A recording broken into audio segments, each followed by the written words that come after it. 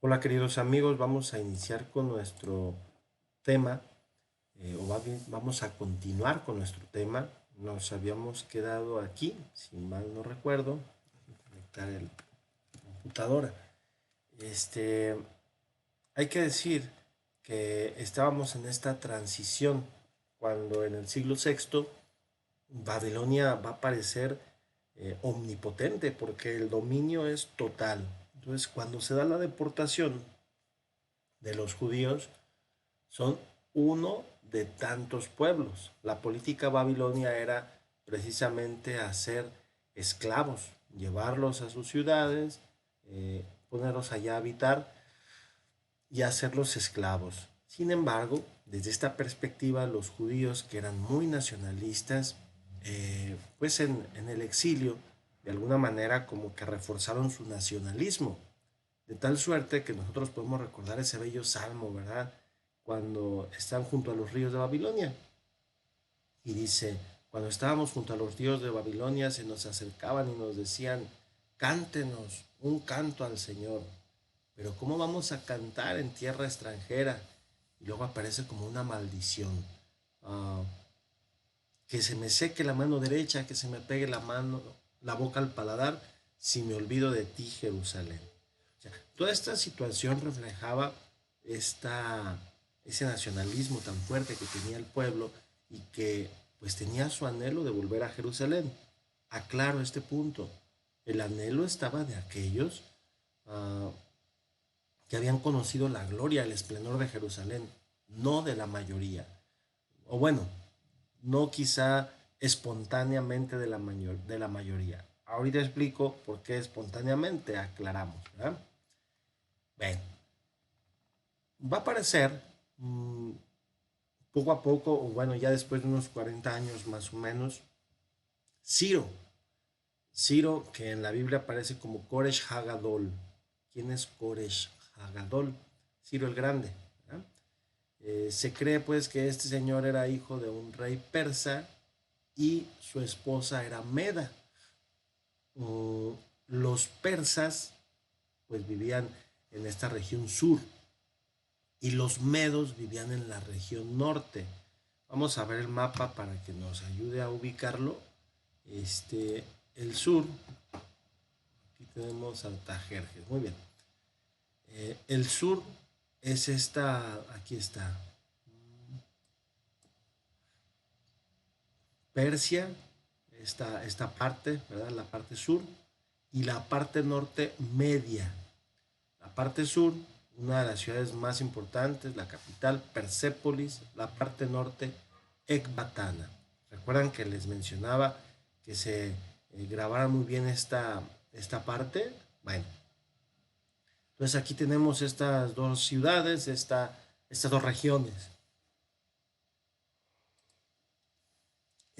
Continuando entonces, Ciro ahí aparece, la alianza que se hace entre estos dos reyes, entre estos dos reinos, pues Ciro beneficia a Ciro. Entonces, su papá muy probablemente era un rey persa, su mamá una reina meda, una princesa meda. Ahora bien, el abuelo materno de Ciro era precisamente un señor que ya habíamos mencionado en otro momento, que había sido aliado de Nabopolassar. Recuerdan que les dije un nombrecito muy raro. Uh, pues sí, era Astiages. Y ese señor Astiages había ayudado a Nabopolassar, a los babilonios, a derrotar al imperio asirio cuando empezaban, pues, verdad, esta incursión de los babilonios hacia Occidente. Los persas entonces, en la juventud de Ciro y madurez, pues eran vasallos de los medos o de los medios. En las dos posibilidades lo podemos decir porque incluso aparecen media como pues la región. Pues los persas eran sus vasallos. Sin embargo, en el año 550 comienza la fuerza de Ciro. Ciro tenía también un carisma muy fuerte, una personalidad sin duda muy imponente, porque Ciro en el año 550 ataca a su abuelo Astiages, que era persa, eh, perdón, provoca que el ejército se rebele y entonces una vez que el ejército se rebela, el mismo ejército medo lo entrega a Ciro. Y entonces Ciro lleva a su abuelito a esta ciudad de Ecbatana y ahí capturado lo hace prisionero a su propio abuelo. Pero en ese momento Ciro se adueña de esta región norte y entonces genera un pacto creando un mismo imperio o casi un mismo imperio. Y toda esta región va a ser precisamente la de los medos y los persas. Por eso Ciro, cuando se, cuando se menciona a él, se le dice Ciro, rey de medos y persas, porque no solamente eran persas, pudiéramos señalarlos con la misma, ya después, ¿verdad? Como si se tratara del mismo pueblo, como si se tratara del mismo imperio. Ciro va avanzando, ¿verdad? En sus conquistas va avanzando. Hay que decir que en Babilonia se encontraba el último de los emperadores, más, bueno, sí, de los emperadores, de los reyes babilonios, y era precisamente Nabónido. Nabónido va a comenzar con una política bastante dura en contra del pueblo, va a intentar hacer una reforma religiosa a los sacerdotes de Marduk y bueno, pues va a tener como una actitud ya consolidada, él se siente muy seguro en Babilonia.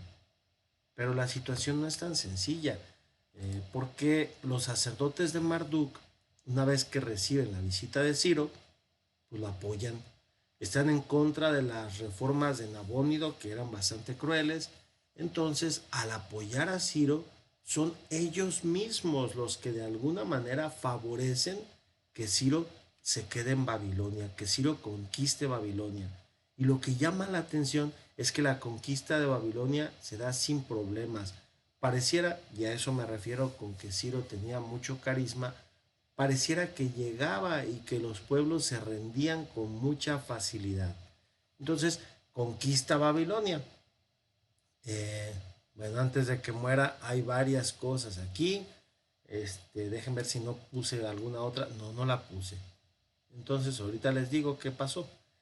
Este, una vez que conquista Ciro a Babilonia en el 538 a.C., bueno, pues les dice a los pueblos que están allí, ustedes son pueblos autónomos, ustedes son pueblos pues que tienen su cultura, que tienen su tradición. ¿Qué les parece si yo les ayudo a regresar? Entre ellos a Israel, a Jerusalén, a los habitantes de Jerusalén. Pues la gente se emociona y dice, ah, caray, pues sí, vamos a regresar.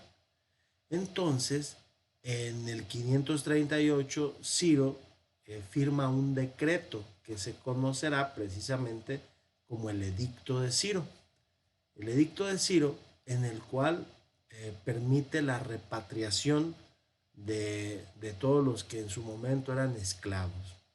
La gente hasta ese punto quizá pudo haber obrado con cierta ingenuidad, porque hay una cita bíblica que es muy interesante, ahorita se las comparto, en donde se dice o en donde se menciona a Ciro como el Mesías de Dios o el ungido de Dios.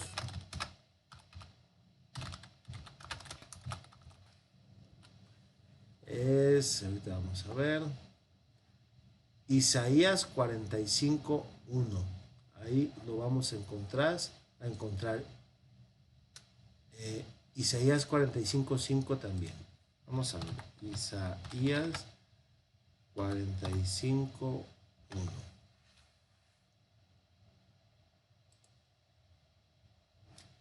Bueno, aquí nos pone Jehová, pero ya sabemos que es el Señor, ¿verdad?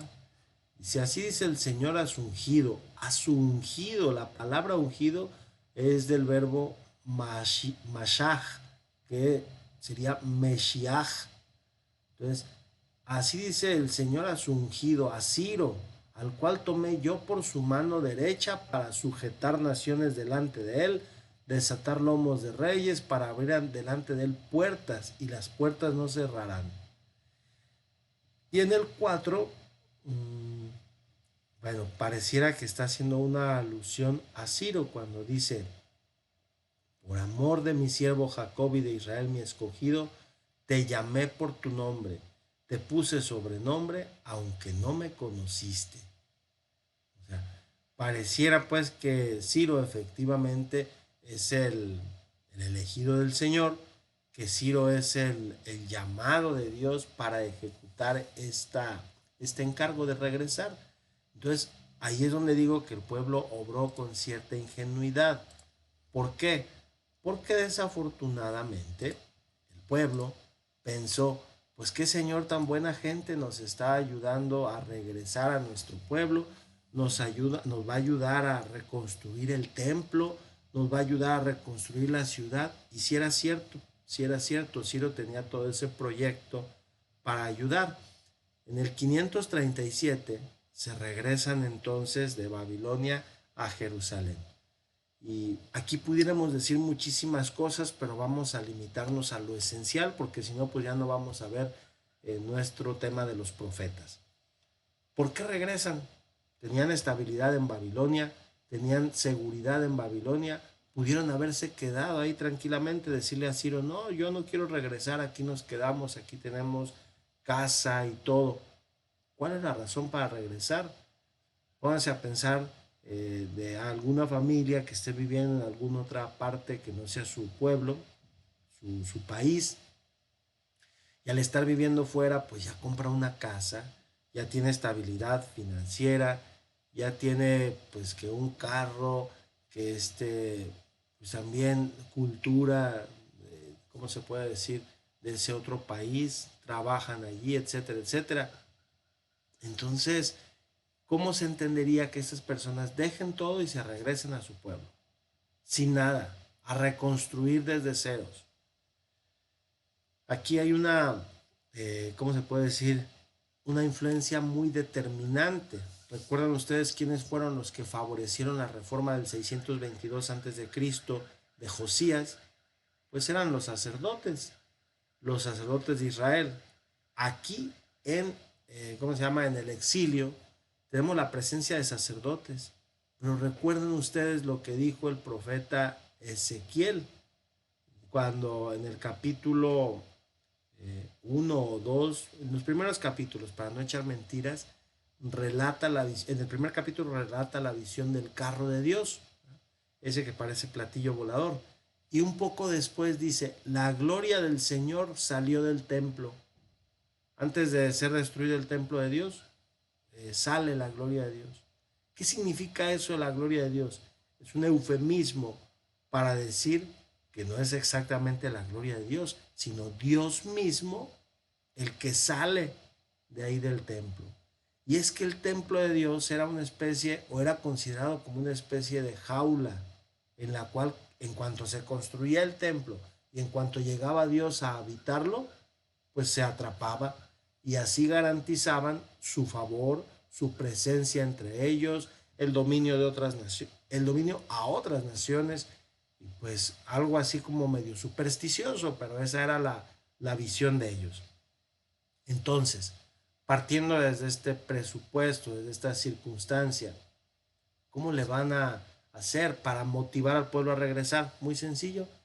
Como en el exilio no pueden ofrecer sacrificios porque no tienen templo, porque no tienen altares, porque no tienen nada, pues entonces hay que regresar al lugar en donde estuvo el templo para reconstruirlo y para ofrecer sacrificios, porque si no, y ahí viene el punto, el pueblo va a permanecer sin su Dios.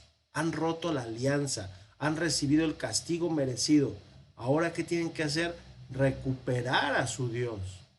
Porque por más beneficios que tengan en Babilonia, no tienen a Dios. Ese punto es delicado. No tienen a Dios. Los sacerdotes no pueden ofrecer sacrificios porque están en tierra extranjera. Entonces, ¿qué hay que hacer? Regresar. ¿Quiénes son los primeros que motivan al pueblo para regresar? Los sacerdotes, con toda seguridad. Con toda seguridad son ellos los que de alguna manera hacen que el pueblo que está en el exilio regrese.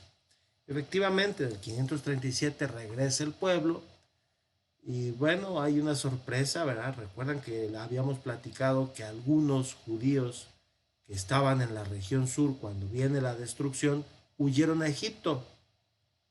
Bueno, pues durante esos 50 años se regresan precisamente ahí y bueno, pues van a habitar. Entonces, habitan, reconstruyen medianamente, la tierra no está vacía. Hay un mito que a veces así le llaman el mito de la tierra vacía porque dicen que cuando regresaron ¿cómo se llama? Los judíos del exilio encontraron vacío todo. Pues no, no estaba vacío, allí había gente y habían sido judíos que se quedaron. Ahora bien, los judíos que se quedaron económicamente estaban mejor posicionados que los que venían, porque los que se quedaron pues criaron animales, de alguna manera no tenían obligaciones ni responsabilidades, vamos, sobre todo con el templo, y pues salieron adelante. Se sentían los que se quedaron herederos de la tierra, porque ellos decían, nuestro Dios le dio la tierra en posesión a los patriarcas, a Abraham, a sus hijos, y todos aquí se quedaron. Entonces, si les dio la tierra, aquí nos quedamos. Se fueron los malos, nos quedamos los buenos. De ahí que las tradiciones patriarcales del libro del Génesis, el ciclo de Abraham sobre todo, pero sí, el ciclo de Abraham y las primeras tradiciones de los capítulos 1 al 11, pues van a ser para defender efectivamente la posesión de la tierra. Es decir, estos capítulos de alguna manera reflejan por escrito el sentimiento de los que se quedaron. Es decir, Dios nos dio esta tierra, entonces es nuestra. Los que regresan dicen, no, no, no, Dios no se la dio a ustedes, nos la dio a nosotros. A ver cómo lo prueban. Bueno, pues el exilio en Egipto, el exilio en Babilonia es lo mismo que el exilio en Egipto. Y entonces ellos basan sus tradiciones en el exilio egipcio, en el tiempo en el cual fueron dominados por los egipcios y fueron esclavizados. Entonces, en este contexto, las tradiciones del éxodo van a representar muy bien a los que vienen del exilio. Entonces, ¿de quién es la tierra? ¿De los que se quedaron o de los que se fueron? Y empiezan a pelear, porque los dos decían que era su tierra. Ahora bien, cuando hacen referencia a los padres, nuestros padres no son los mismos, porque según los que se quedaron, nuestros padres, esa expresión va a hacer referencia a los patriarcas. Los que se fueron van a hacer alusión a nuestros padres, refiriéndose precisamente a Moisés y a los padres que vivieron allá en Egipto. Entonces, si ustedes se fijan, las tradiciones ahí están muy fuertes, tratando de legitimar bíblicamente de quién es la tierra. Pero Ciro es más inteligente que los judíos en ese momento, porque les dice, no, no, no, tranquilos, no se pueden estar peleando, ustedes son hermanos, ¿por qué mejor no se unen? Yo les ayudo, construyan su templo. Los que se quedaron dicen, no queremos templo, vivimos muy felices 50 años y no necesitamos el templo. Los que se fueron dicen, claro que necesitamos el templo, porque como nos habíamos ido, Dios ya no estuvo con nosotros, entonces vivimos sufrimiento, vivimos angustia, vivimos tristeza. Ahora queremos el templo y lo queremos precisamente para que sea otra vez como una jaula a la cual va a volver el Señor, se va a volver a meter al templo y entonces ya lo atrapamos y ya tenemos otra vez a Dios entre nosotros. Otra vez tenemos su presencia entre nosotros. Y Ciro dice, está bien, vamos reconstruyendo el templo y vamos reconstruyendo la ciudad. ¿Qué les parece? No estuvieron muy de acuerdo los dos grupos, los que se quedaron y los que se fueron. Pero Ciro sí estuvo de acuerdo y eso era suficiente. Porque les dijo, mientras no se unan, no voy a reconstruir el templo. Entonces, únanse y de verdad que les voy a ayudar a reconstruir el templo. Pues empiezan como pueden estos a unirse y tratan de salir adelante y tratan de alguna manera ante la autoridad persa, demostrar que sí se están uniendo, pero les costó muchísimo trabajo. ¿Qué es lo que usan para unirse? Pues van a escribir algunos preceptos, algunas reglas, algunas leyes que precisamente van a quedar en la Torah. Estas leyes se las presentan a Ciro o se las van a querer presentar a Ciro para que sea esto su carta magna, es decir, su constitución, su normativa, para que entonces les dé esto identidad. Ese es el motivo del Pentateuco. No nos salimos del tema para hablar del Pentateuco, este pudiera ser otro tema de discusión. Pero, ¿qué si decimos? Pues que el Pentateuco les dio identidad. Ahora bien, Ciro tiene la desfortuna de morirse. Y entonces en el 530 se muere. Y al morirse, bueno, pues lo sucede el príncipe Cambises.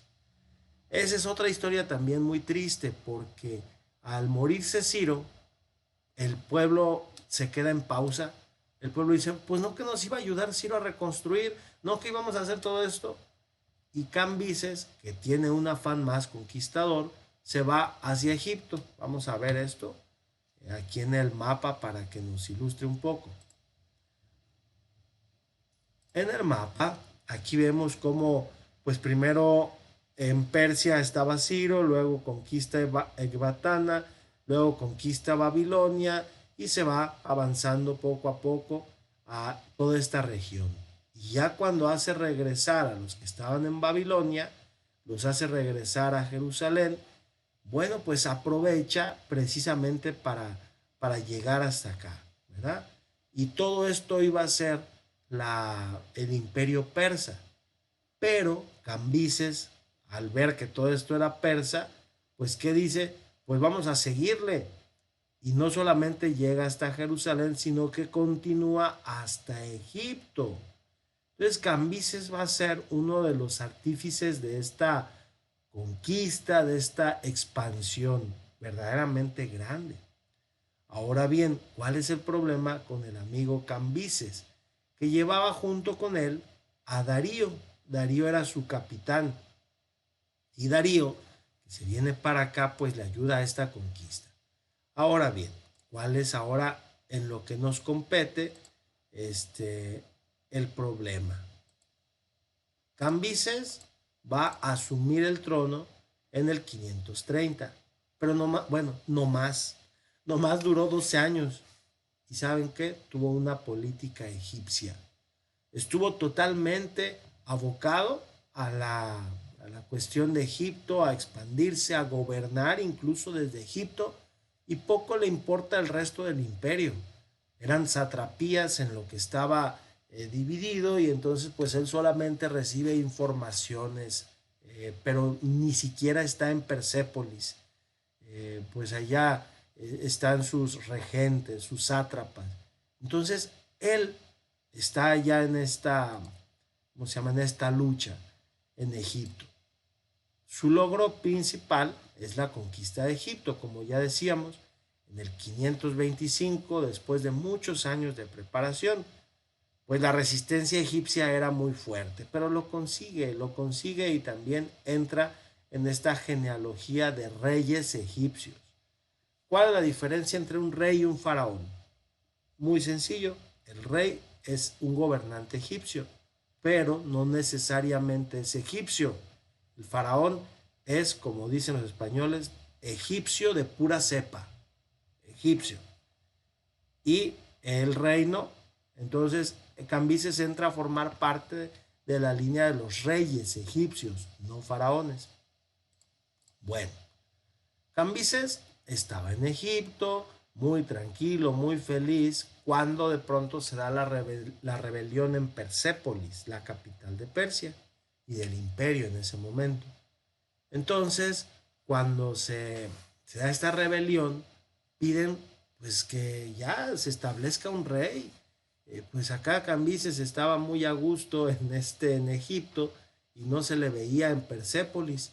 entonces van a decir que un hermano de Cambises que se llamaba Esmerdis sea al que proclamen rey. Pero ¿qué es lo que ocurre? Bueno, este Esmerdis se llamaba también Bardilla, es como su equivalente en el nombre, ¿verdad? Cambises se entera de esto, pero hacen, o más bien explican esto de una situación diferente. Dicen que en realidad no era Esmerdis, sino un mago que se llamaba Gautama. Entonces este mago Gautama se hizo pasar por el hermano de Cambises y así le dijo a la gente, miren, yo soy el hermano de Cambises, vamos, proclámenme rey, pero que en realidad no era Esmerdis. Entonces Cambises se da cuenta de esto y se enoja y ahí viene de regreso. Viene con Darío, Darío que era muy leal, o al menos eso parecía. Entonces viene con Darío, vamos a ver el mapa para que nos ubiquemos mejor.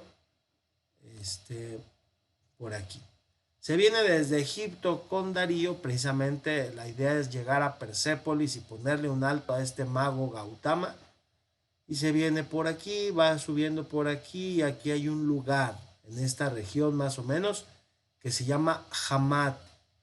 Hamat, que será también conocido como Ecbatana de Siria. Así se llamaba esta región. En la actualidad es Hamat, simplemente cerca de Damasco, en esta región de Siria. Bueno, cuando llega allí, algunos dicen que se suicidó en el 522. Otros dicen que no se suicidó, sino que se murió de un accidente. Pero más bien parece que se suicidó, porque parece que tenía mucho miedo. Se dio cuenta de que ya no iba a poder contra el mago Gautama o contra su hermano Esmerdis, que no sabían bien quién era, pero se creía pues que era un usurpador. Entonces se muere en el camino ahí en Hamat. Y el que iba con él se llama Darío I. Darío I fue un conquistador verdaderamente sorprendente. Hay que decir también otra cosa. Darío I pertenece a la llamada dinastía aqueménida. Ciro el Grande y Cambises, este Cambises es Cambises II, porque el papá de Ciro también se llamaba Cambises y es Cambises I. Entonces, este Cambises es Cambises II. Darío se enorgullece del título de Aqueménida, aunque no lo usa mucho. Ya los sucesores de Darío, como Jerjes I y Artajerjes, ya lo van a empezar a usar como parte de una dinastía. Ya se van a autonombrar Aqueménidas. Bueno, ahora bien, Darío, cuando ve esta coyuntura de la muerte del rey, del emperador Cambises, continúa, llega a Persépolis. Bueno, ahorita explicamos esto, no mejor lo, ahí está. Llega a Persépolis y cuando llega a Persépolis se va a enfrentar contra el dichoso Esmerdis. Pero va a decir, no, no es Esmerdis, es el mago Gautama. Entonces vamos a matarlo y lo mata y se autonombra rey o emperador. Vamos a ver esto. Darío, en la estela de Darío, ahorita le explicamos, él relata que Esmerdis era en realidad un impostor, pues se trataba del mago Gautama, quien había usurpado el trono. Darío lo afirma, pues dice que el mismo Cambises habría, yo lo puse aquí había, pero sería habría matado en secreto, tiempo atrás, a su hermano Bardilla, en griego Esmerdis. Eso lo dice Darío en esa estela, a ver si la puse aquí, estela de Darío. No, no lo puse. Ahorita la ponemos. ¿Cuál era esta estela? ¿Qué es esa cosa? La estela de Darío.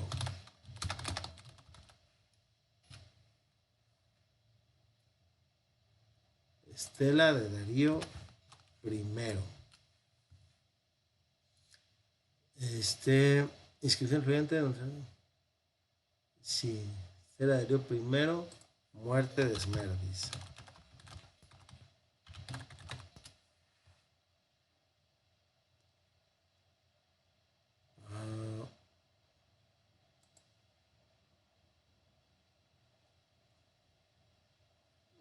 ¿Dónde está? Aquí está. Parece que es esta inscripción de Behistún, pero creo que se llamaba estela de Darío.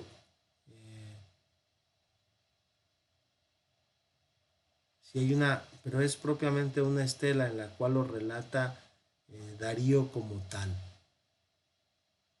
Mm, bueno, no encontré aquí esta estela de Darío, pero bueno, vamos a borrar esto para ya no tener tantas ventanas abiertas.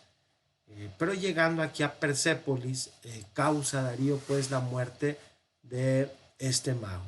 Sin embargo, algunos estudiosos piensan que en realidad el usurpador era Darío, porque al llegar allá pues se gana el favor ahí de la gente, les dice él es el usurpador y lo mata, y entonces la gente, Darío, aunque es un usurpador, pero va a ser querido, va a ser muy querido por el pueblo. También es un líder carismático y pues empieza a favorecerlos, empieza a ayudarlos. Esto lo podemos ver también cuando se nos habla en el libro del profeta Ageo de Darío, porque lo presentan como lo máximo porque pues efectivamente ya después se comprometió otra vez con el pueblo de Jerusalén para reconstruirles el templo. Y la gente está muy feliz, otra vez están contentos porque dicen, ahora sí, Darío nos va a reconstruir el templo. ¿Cuál es el problema? Que Darío tampoco les ayuda mucho. Bueno, aquí nos explica un poco la muerte de Cambises. Se piensa que en realidad estaba con Cambises en Egipto, Darío, y al morir al morir Cambises, se lanza en contra de Esmerdis, lo mata y sube al trono. Y aunque la gente no lo quiere al principio, dice aquí el autor, Lester Grave, se impone por su liderazgo irresistible. Y de verdad, al final lo quisieron mucho. Le vieron este talante, pues, ¿verdad? De liderazgo, de autoridad. Pues sí, un genio militar. Gobernó largo tiempo, fue un buen administrador. Es el primero en acuñar moneda al estilo de los griegos, sus vecinos. Bueno, ahorita vamos más adelante. Entonces, Darío básicamente es bien querido y también tiene una idea expansionista. Ese es un error de Darío. Acuérdense que Darío es persa, es aqueménida, y bueno, esta región no solamente es persa ya, ¿verdad? Sino medo y persa, porque ya es toda la región la que están gobernando. Entonces a este señor, a Darío, se le va a ocurrir invadir a los griegos. Se le ocurre esta idea que no es muy buena. Bueno, primero, ¿por qué quiere invadir a los griegos? Pues porque quiere expandirse. Ya consiguió verdaderamente una expansión junto con el príncipe Cambises en Egipto. Ya algo exagerado. Pero ahora dice, bueno, pues vamos ahora contra los griegos, mis vecinos.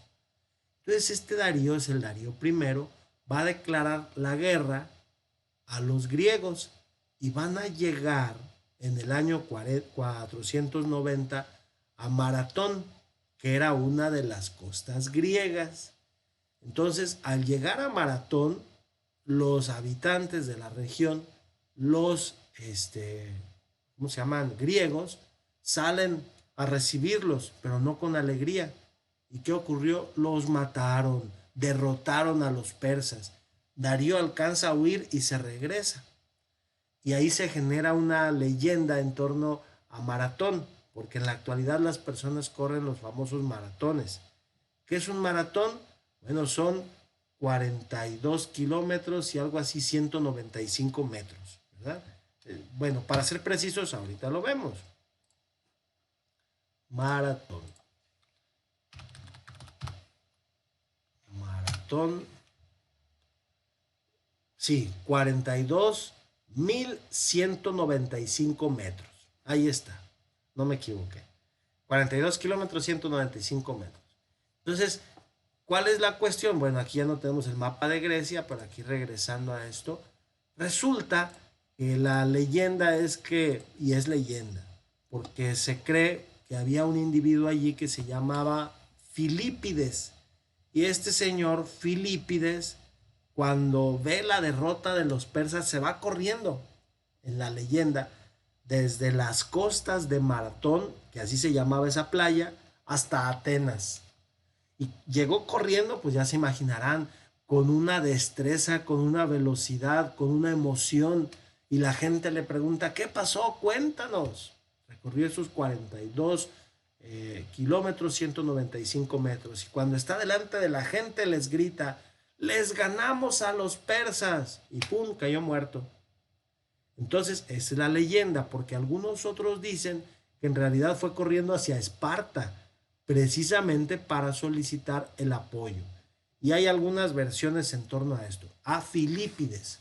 Por eso el maratón se llama maratón, porque la leyenda dice que corrió de Maratón a Atenas 42 kilómetros, 195 metros. Entonces, esta derrota para los persas va a causar un impacto terrible. Bueno, vamos a ver quién era Filípides para que al menos lo ubiquemos, ¿verdad? Filípides. Ahí está Filípides corriendo y que llega, ¿verdad?, muy contento a decirles a los griegos, ganamos, ganamos, y se cae muerto este señor Filípides. Por aquí dice, esta es la cuestión, ¿verdad?, que dicen que fue enviado a Esparta para pedir ayuda, pero ¿cómo se llama? La leyenda, aquí está, ¿verdad? Dice, se dice que fue Filípides el corredor el primero que usó esta expresión al anunciar la victoria de Maratón sobre los arcontes que estaban sentados y preocupados por el final de la batalla. A los arcontes, alegraos, vencimos. Y al decir eso murió, exhalando su último suspiro junto con la noticia y el saludo.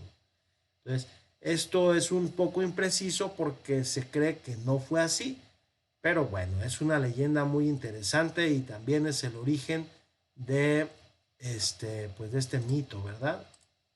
Muy bien. Entonces, cuando ocurre esto, apenas unos cuantos años después, 4 años, Darío se vuelve ensimismado, depresivo, se entristece y bueno, no le agrada toda esta situación a tal punto de que se muere en el 486 porque estaba planeando un segundo ataque para los griegos. Esta primera guerra es la primera guerra en la cual los medos persas, todo este imperio, invaden a los griegos. Esta primera guerra se le conoce como la Primera Guerra Médica. No es que se hayan peleado doctores, no, sino que se pelearon los medos en contra de los griegos. Entonces, esta es la Primera Guerra Médica. La podemos revisar, lo podemos leer un poquito ahí en Herodoto. Ahí vamos a encontrar información si queremos conocer más sobre este punto. Cuando se muere Darío, aquí viene una interrogante. ¿Van a venir 2 reyes? Para nada quiero decir que son oscuros, para nada, pero 2 reyes que no tuvieron una influencia determinante en Jerusalén. Uno de ellos va a ser el rey Jerjes, que aparece en el libro de Esther. El rey Jerjes I, que es sucesor de Darío, va a ser, pues sí, un rey que favorece la política persa, que hace algunas incursiones y ahí aparece. No más que con Esther se le conoce rey Asuero, como rey Asuero. Bueno, cuando va a haber una cuestión así bastante interesante porque se dice que su sucesor lo sucede, valga la redundancia, en el año 475, que es cuando comienza a gobernar, pero pareciera que del año 485, a ver, esperen, 475, pero 10 años atrás, del 485, pareciera que todavía estaba gobernando Jerjes. Entonces, parece que la sucesión es bastante confusa, son 10 años en los cuales parecieran estar gobernando los dos. Vamos a ver aquí esto, por lo menos para ver la imagen de Jerjes I y Artajerjes. Ya lo tenía y lo borré, ¿verdad?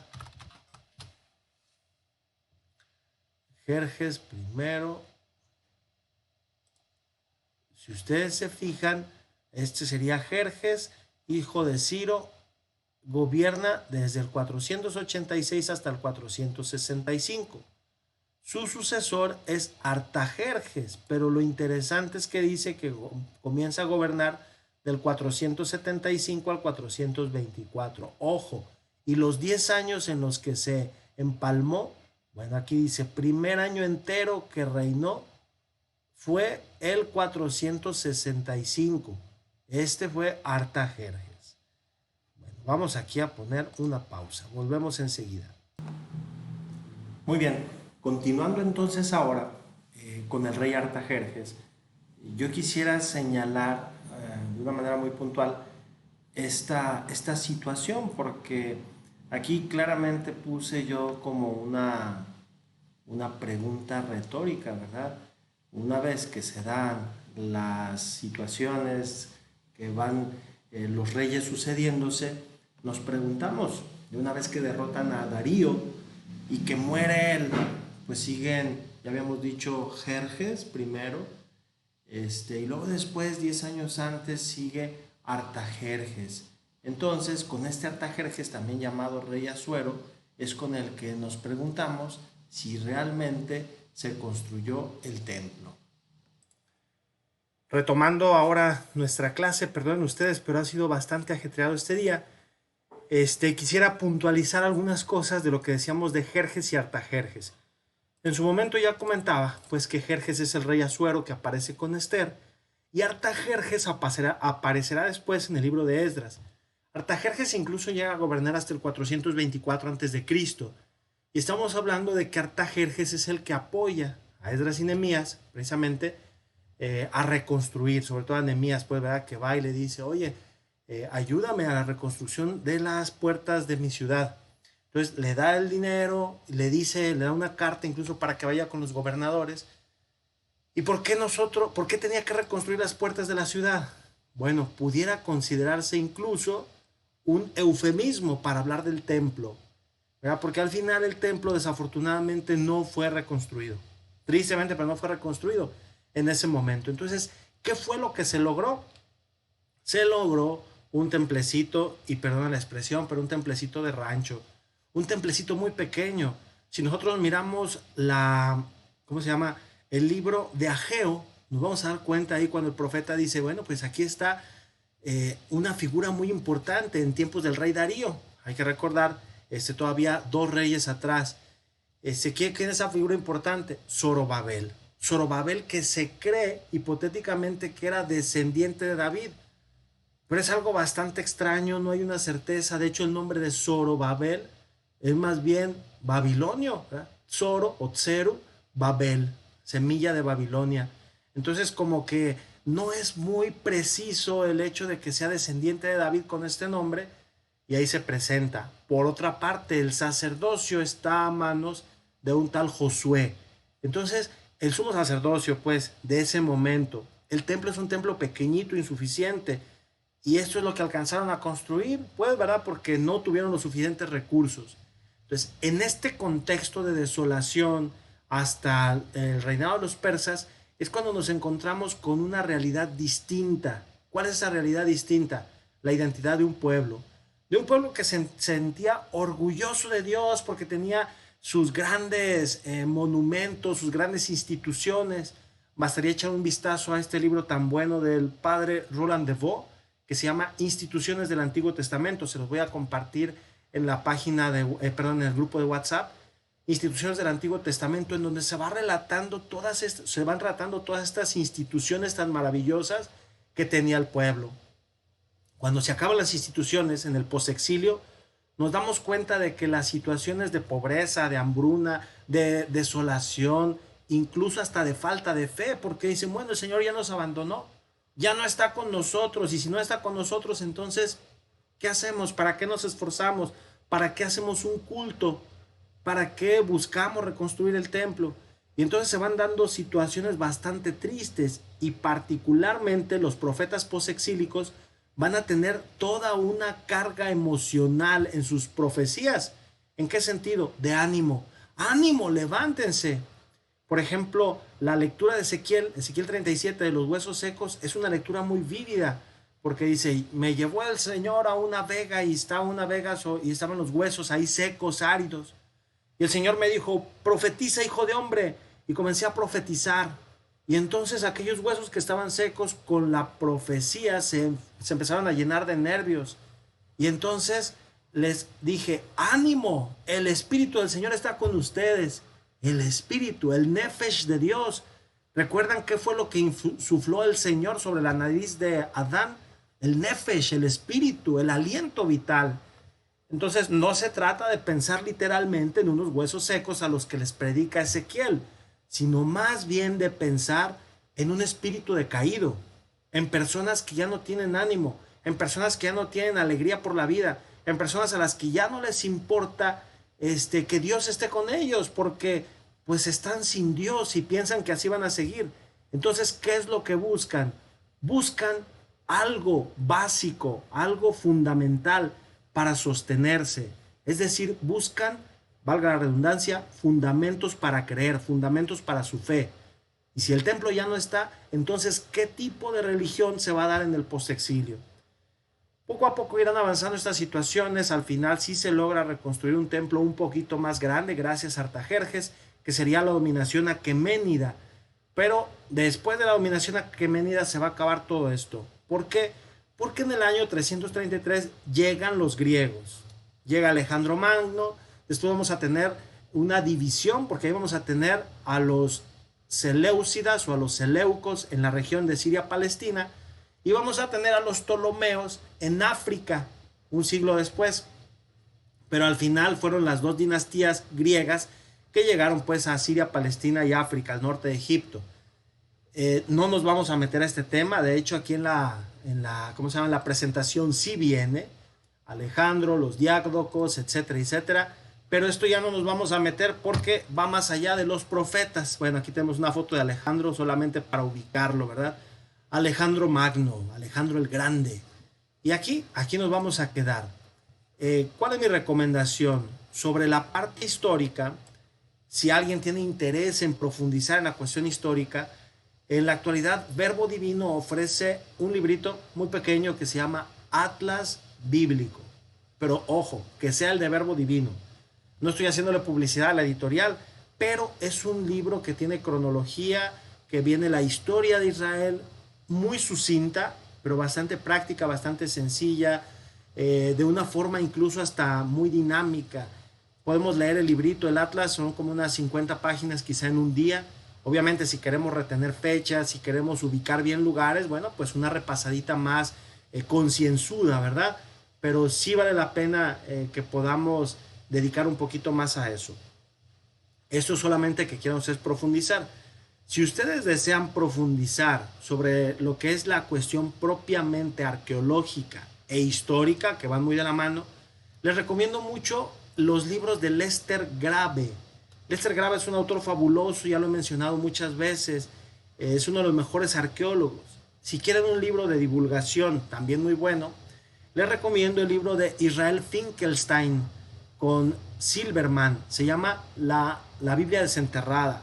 Y luego después tiene otro libro que se llama Salomón y David, de Finkelstein también. Es un arqueólogo muy bueno, su postura, digamos, es equilibrada, algunos lo consideran una postura un tanto ligera porque rápidamente desestima algunas cosas, desestima pruebas, en otras apenas encuentra algo y rápido lo identifica con alguna, se apresura a las conclusiones. Sin embargo, el libro de la Biblia desenterrada pudiera ser de mucha utilidad, es muy bueno. Hay varias investigaciones de esta británica Kathleen Kenyon, es bastante bueno, sobre todo porque fue ella la que comenzó a investigar la región de Jericó y Tierra Santa, Palestina, las ciudades antiguas, las más antiguas, incluso las del norte. Muchos británicos se dedicaron a esta investigación y personalmente me parece un gran aporte el que hace ella a la cuestión arqueológica de la Tierra Santa. Hay un libro también que es la Guía de Tierra Santa, creo que lo tengo por aquí a la mano. Sí, aquí está. Este libro está solamente en inglés. Este autor, Jerome Murphy O'Connor, es la guía de Oxford. Está bastante práctica porque muchos de los lugares que hemos mencionado aquí en la clase, bueno, pues los vamos a encontrar aquí, del Antiguo como del Nuevo Testamento. Por ejemplo, ahí está Cesarea, y algunos otros, tiene fotografías, ilustraciones, no debe ser muy caro. Si a alguien le sirve, bueno, aquí está, ¿verdad? Incluso creo que podemos buscarlo en digital y se los puedo mandar. Hay otro que también es muy bueno, se los voy a mandar. Bueno, aquí es más bien cuestión personal, dependiendo si queremos profundizar en esta cuestión de la historia. Yo hasta aquí voy a terminar la parte histórica. Vamos a comenzar, Dios mediante, en la siguiente clase, profundizando un poquito en las cuestiones mítico-mágicas que se daban antes de los profetas, en todas aquellas cuestiones, incluso hasta supersticiosas, que reinaban no en el pueblo judío, sino en los pueblos anteriores a los judíos, como fueron los hititas, como fueron los apiru, como fueron los cananeos, como han sido tantos pueblos que estuvieron habitando esta zona de Siria, Palestina, al Valle de Israel. Entonces, todo esto va a ser la siguiente clase. No vamos a dedicar muchas clases, para ser honesto, para esta cuestión, para poder ahora sí abordar con mucho detenimiento los profetas, tanto preexílicos como postexílicos. Los profetas exílicos como tal, no se pueden reducir al aspecto meramente exílico, porque tenemos, por ejemplo, a Jeremías, y Jeremías es un profeta de transición, porque se encuentra en el preexilio, pero también se encuentra en el exilio. Tenemos profetas como Isaías, que lo pudiéramos ubicar en el preexilio, en el exilio y en el postexilio. Tenemos profetas que son exclusivamente regionales, ¿verdad? Como Oseas, que es exclusivamente del norte, Amós, que es exclusivamente del norte, Miqueas, que es exclusivamente del sur. Tenemos profetas que podemos decir postexílicos, pero sin duda que son herederos de una tradición preexílica. Esta tradición preexílica que envuelve, que cobija a los profetas, es la tradición deuteronomista. No podemos ahorita explicar con detalle qué es el deuteronomismo, pero sí podemos decir algo de él. El deuteronomismo es una corriente que surge en Israel después de la destrucción del templo. ¿Y en qué consiste? Consiste en decir al pueblo, la destrucción es el castigo por un pecado. Pero después del castigo viene otra vez la oportunidad de regresar a Dios, viene la oportunidad de volverse a Dios con amor, porque Dios perdona. Entonces pareciera que es una historia cíclica la de Israel, y es así como se interpretan los eventos del pasado. Por eso, cuando hablamos de Moisés y de los patriarcas, la reinterpretación que se da después es la lectura o la relectura que se hace, pero desde las circunstancias actuales. Entonces alguien dirá, bueno, sí, los judíos estuvieron en Egipto, evidentemente, y si estuvieron en Egipto fue porque fueron deportados por algún grave pecado. Pero ahora los judíos están en Babilonia. Ah, pues lo leemos a la luz del Éxodo. Entonces, esta lectura del Antiguo Testamento, más bien la lectura actual, pero a la luz del Antiguo Testamento, a la luz de las tradiciones anteriores, va a ser precisamente esta tradición deuteronomista. ¿Qué destaca en la tradición deuteronomista? Un elemento clave, bueno, dos elementos claves: la misericordia de Dios, la solidaridad humana, y dentro de la solidaridad humana pudiéramos resaltar el aspecto de que tiene un carácter más humanista el Deuteronomio. Entonces ya deja un poco atrás la rigidez del Éxodo, deja un poco atrás ¿qué podríamos decir? Pues sí, la fijación incluso de que las leyes sean radicales e inflexibles, y ahora se piensa más en el aspecto humano. Todo esto es la tradición deuteronomista que surge en el año 622, cuando se crea el libro de la ley, pero que irá desarrollándose poco a poco y alcanzará su cúspide, alcanzará su máximo exponente precisamente en la destrucción de Jerusalén. Aquí terminamos entonces nuestra cuestión histórica. Primeramente Dios, mañana retomamos, o la siguiente clase, perdón, retomamos lo que serían los elementos de la antigüedad para hablar pues de las prácticas de adivinación, de magia. Dios les bendiga, que tengan una excelente tarde.